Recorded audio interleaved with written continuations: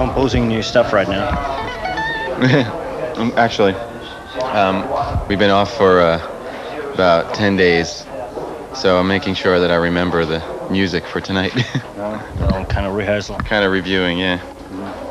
When you're writing a Dream Theater song, so which is more important? Is it how the level of difficulty in the song, or do you think about the groove at all? Definitely think about the groove. I mean, the difficulty is just kind of in the nature of how we play as musicians, you know. We're always up for a challenge, so I think the difficulty level, I mean, it depends on where the song is going. Some songs are real easy and simple, and some are more energetic and difficult. But I think that's something that's developed in our style a lot since the very beginning. Up until now, is the sense of groove that the band has. I think that's a real important and a real strong element in our music. Come on, Helsinki!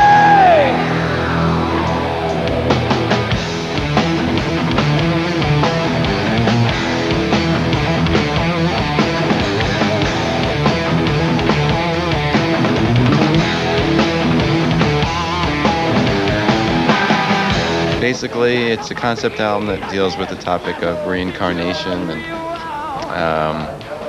past lives, future lives, and it's kind of a murder mystery as well. Do you believe in reincarnation? I don't know.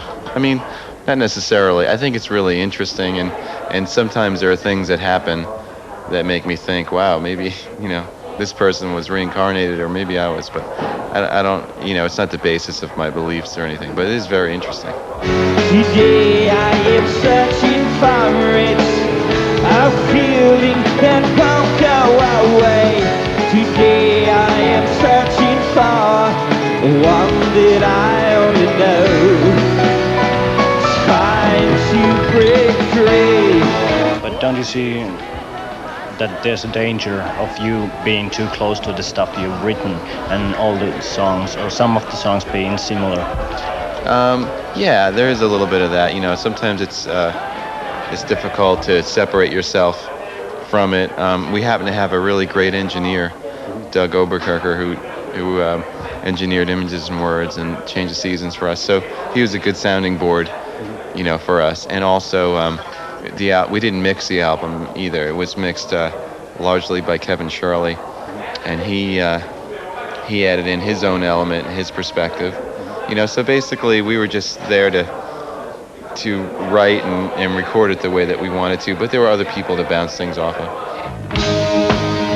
There's a house I'm drawn to, familiar sounds, nothing new, and there's a pathway leading there, with a haunting chill in the air. Back cover of the album, it reminds me of a play with acts and scenes.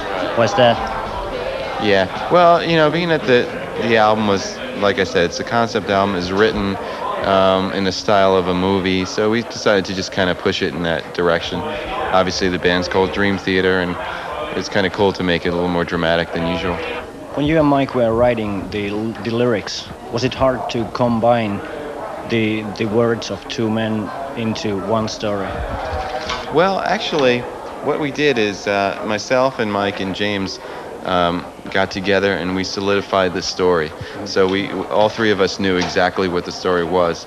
Then when all the music was written, we decided which part of the story we wanted to put on each song. And then, you know, so each guy knew specifically what he had to write about. And I did most of the lyrics, Mike did some, and James did one song, and John did one song. We took about 2 or 3 weeks to write the lyrics, and when we came back together, you know, I did some editing of some of the other guys' lyrics to make sure there were no repeat things, but surprisingly it went pretty smoothly having that many lyricists in one topic. So.